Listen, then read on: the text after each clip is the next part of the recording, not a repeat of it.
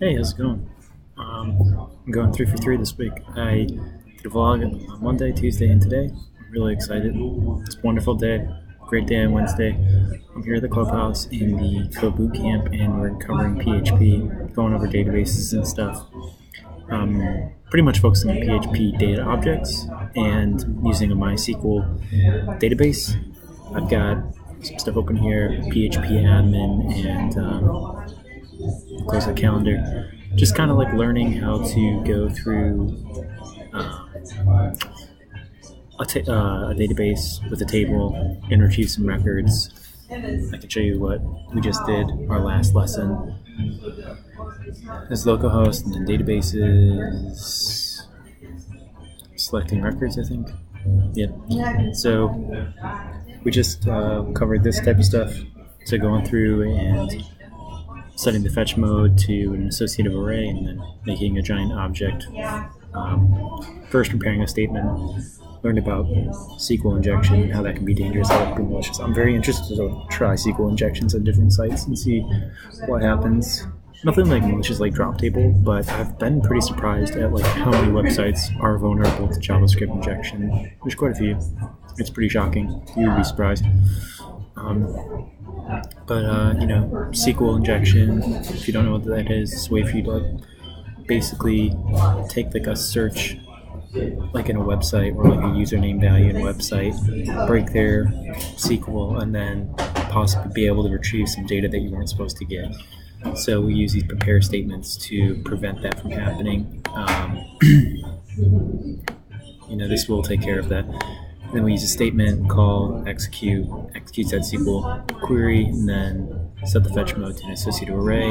You don't even really need result here. Like, I could get rid of this. Actually, I'm going to get rid of it. And then just pop back over here. Same thing. Because all that does is it just sets the mode to an associative array.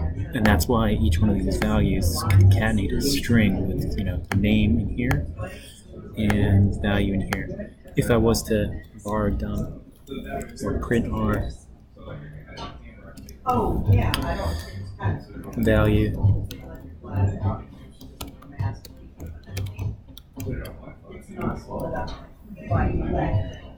what this is doing is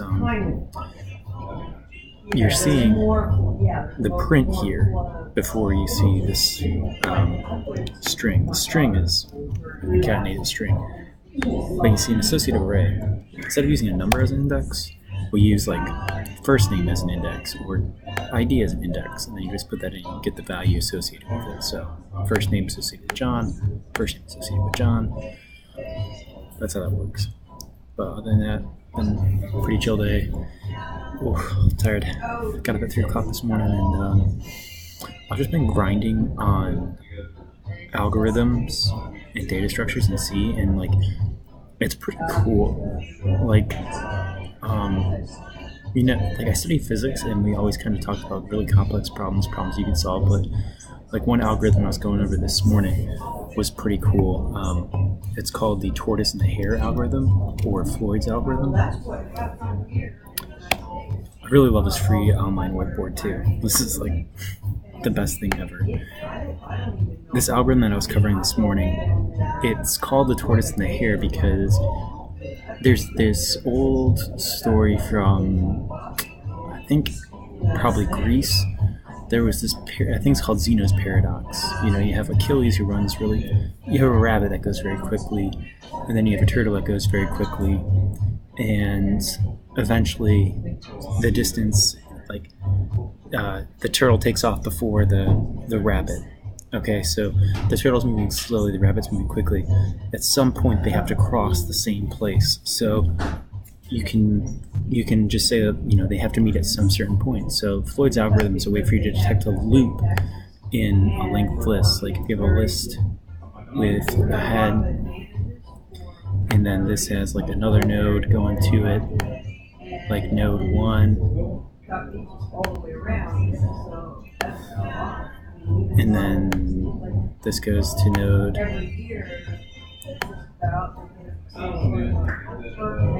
2.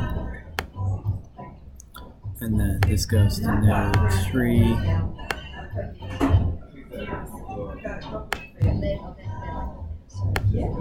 and then to node 4,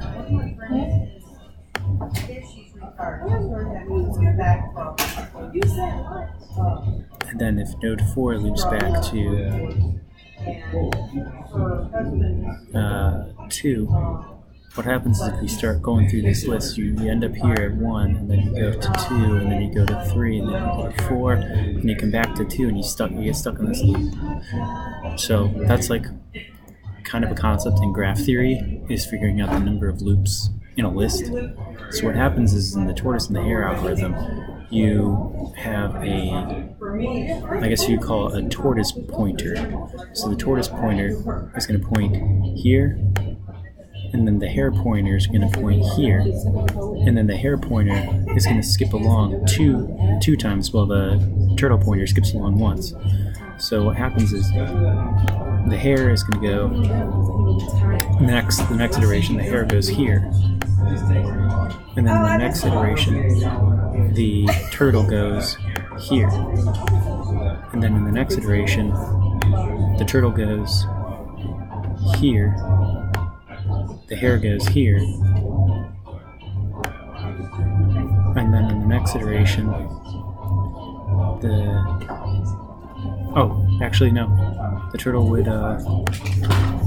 turtle would go 2 from that red one. The turtle would go 2 from the red one. So what would happen is the turtle would go 2 from the red one, and they would actually meet right here. At this point, you would already be able to detect that it's got a loop in it. So pretty cool algorithm. I like that type of stuff. It's interesting. But yeah, someone's grinding coffee, so that's probably going to be it for today. Alright, have a good day.